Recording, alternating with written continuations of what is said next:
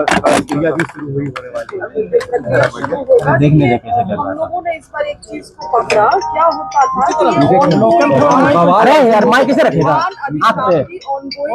हर एक साल होती है, मगर तभी हर एक साल उसको कैबिनेट में संकल्प को लाया जाता था। इस बार हम लोगों ने संकल्प को इस तरह से ड्राफ्ट किया है कि हर एक साल उसको कैबिनेट में लाने का आवश्यकता अब नहीं पड़ेगा, जिसके वजह से जो देरी होती थी अब वो देरी अगले साल से नहीं होगा। इस साल का धान अधिप्राप्ति 15 दिसंबर से शुरू होने को है।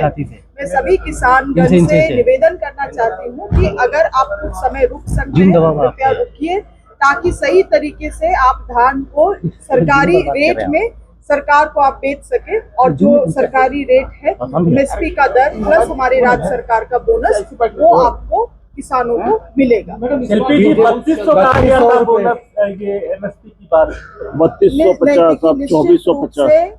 हम लोग चाहते हैं कि एमएसपी के दर को हम लोग बढ़ाए। एमएसपी तो केंद्र सरकार के द्वारा तय होता है, और केंद्र सरकार का क्या रवैया रहा है किसानों के प्रति ये भी जग जाहिर है। हम लोगों का प्रयास रहता है कि बोनस को, अतिरिक्त बोनस को हम लोग बढ़ा के उनका जो दर है उसको बढ़ाने का काम करें, मगर हमारी सरकार ने जो वादा किया है हम धीरे धीरे उस दर तक पहुंचने का काम हम लोग करेंगे, हमारी सरकार करेगी। किंतु बात ये भी उठता है कि आज देखिए सबसे ज्यादा समस्या कहाँ आती है कि किसानों को प्राइवेट में बिचौलियों को भी धान बेचना पड़ता है, क्योंकि जो स्टोरेज कैपेसिटी है किसी भी सरकार, चाहे केंद्र सरकार हो राज्य सरकार हो, स्टोरेज कैपेसिटी उतना नहीं है, तो कुछ हद तक और धान इतना ज्यादा हुआ इस वर्ष तो उनको बेचना ही बेचना है।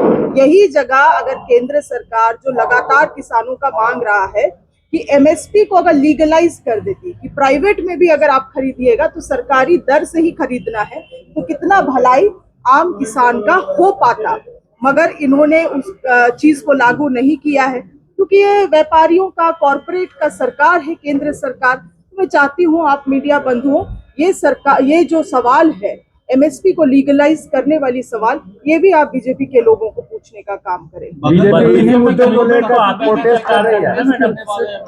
वादा 3200 का वादा तो आपने किया वाले हैं, तो करेंगे तो हम लोग देखेंगे इनका काम क्या है। देखिए हमको तो बड़ा तकलीफ होता है इन चीजों को देख के। कल भी कितने महत्वपूर्ण सवाल खुद यही लोग रखे थे, जनता से संबंधित सवाल, बीजेपी के लोगों का भी सवाल लगा हुआ था, मगर जब सरकार से उत्तर लेने का बात आया तो किस तरह से ये वेल में जाके हरकत करने लगे। हम लोगों को तकलीफ क्यों होता है? क्योंकि हम लोग भी माननीय हैं, हम लोग भी विधायक हैं।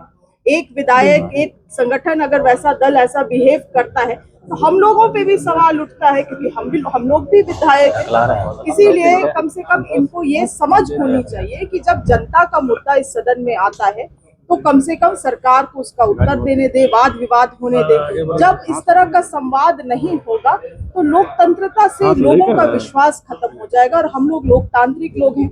ये लोग कैसे, क्या विचारधारा के हैं उसको आप लोग सब जानते हैं। ठीक है।